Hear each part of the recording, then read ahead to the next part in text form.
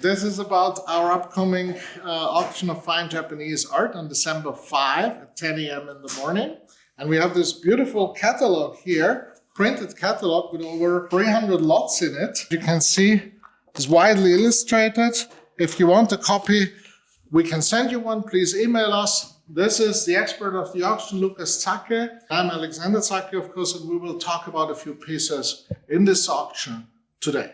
So this is about lot 189, this monumental bronze figure of the god of wealth and apparently the god of industry. And it has 165 centimeters. It's here on a base, which you can have actually if you want it. If you buy that piece at auction, of course, that is. It's really big. I don't know. Do we have the weight of it? Yeah, 120 kilograms. 120 kilograms. This is huge. It's mid-19th century, I assume? Meiji period? Yeah, I would say late Edo period to Meiji period, 19th century. So yeah, 19th transitional century. period. And it has this exceptional patina, yeah, which is very, very hard to find because this kind of patina you normally only see on these huge bronze monumentals that you find on the streets of Paris or London or Vienna, because this is like the patina they acquire when they are presented outside.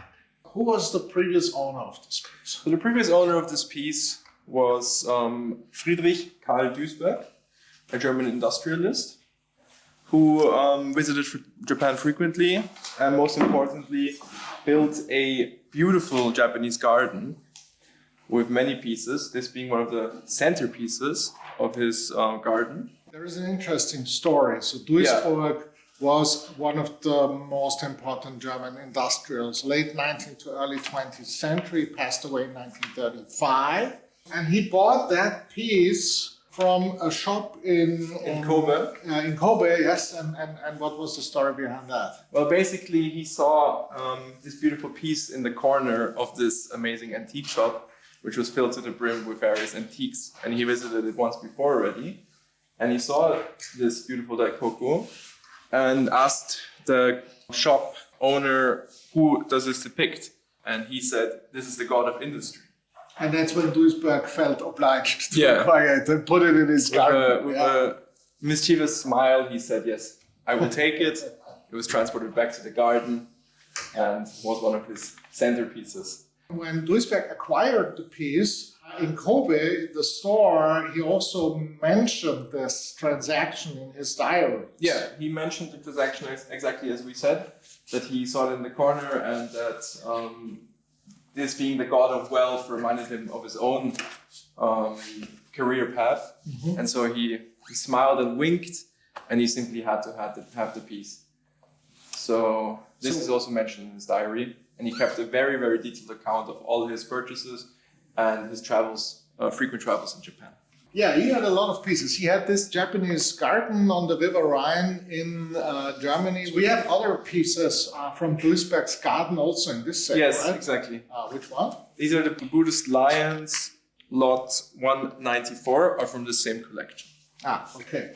And he had other bronzes, of course. I know because we have one in our private garden also, the one with the lantern, and one went on loan to a museum exhibition, by the way, in Munich next year. What's interesting about this piece, however, is not only the size and the patina, but it's also this like radically fine casting that I've not seen often at that level in Japanese bronzes of size. I would agree with that. You can see also the very fine chiseling of the beard and all the details, especially these really thick pendulous earlobes. The eyelids, this is razor sharp casting. Yeah. And the great thing is, of course, because the garden was public for a long time, people touched the pieces many, many times. And so you have this patina here where people typically don't touch, where it has this color and not so much shine. Here especially, where it's very easy to put your hand. And you have this wear and you have this shine.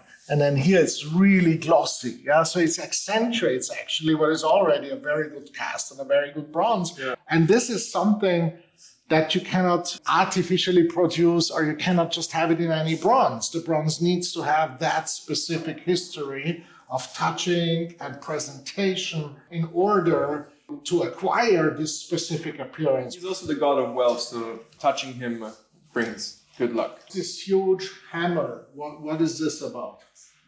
Well, this is the wish-granting mallet, which is one of the treasures of the lucky god of the Shichifukujin. And basically it grants any wishes similar to what the magical pearl, the Hoju, does, which is the wish-granting jewel.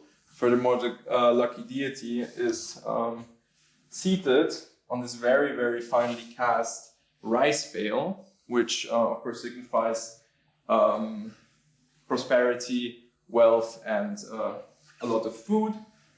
In this case, rice here. We can see the beautiful rope here, which is tied, and the very fine incision work, which also essentially serves as a little base for this imposing figure. Yes. And also, actually, it's interesting, there is the remnants of a wasp nest here. The wasps obviously also like the statue and built a little nest in here. And what's this fruit here? This is not a fruit, but this is the magical pearl, the wish-granting pearl, also known as a Hoju or a Tama. And basically, it will fulfill your wishes of riches. Okay, so I touched the fruit now. The pearl. The pearl, sorry. So when Duisberg passed away in 1935, things started to get sour in Germany. And his Rhine gardens and the whole city of Düsseldorf, where there was place, was of course heavily bombarded by the Allied forces. And you can see actually, because the garden, of course, there is minor traces, like here I see one.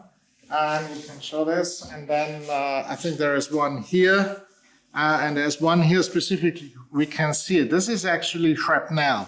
He has a few scars from the Second World War. He made it quite well through the bombing, and now he's here with us, and I think we priced him quite reasonably. We're starting at 24,000 with an high estimate of 50,000, which I would say is extremely reasonable for this quality and size. This is occasionally on the market, but it's not like bronzes of this quality and size don't appear frequently on the market. You see them in temples in Japan and various other places, but to find them on the market in Europe is extremely rare, and I would say a one-of-a-kind opportunity.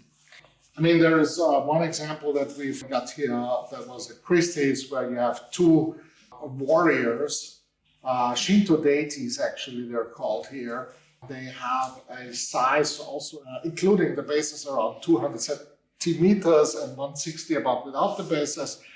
Of course, it's two of them, and they sold for 268,000 euros after inflation, 146,000 pounds back in 2014. So you get the idea that's about 130,000 per piece, yeah? And we start this at 25, which I think is really reasonable. It's of course also the cover piece, you guessed it by now, of our catalog. And yes, if you plan to bid on it, I hope you can win it. Good luck at the auction.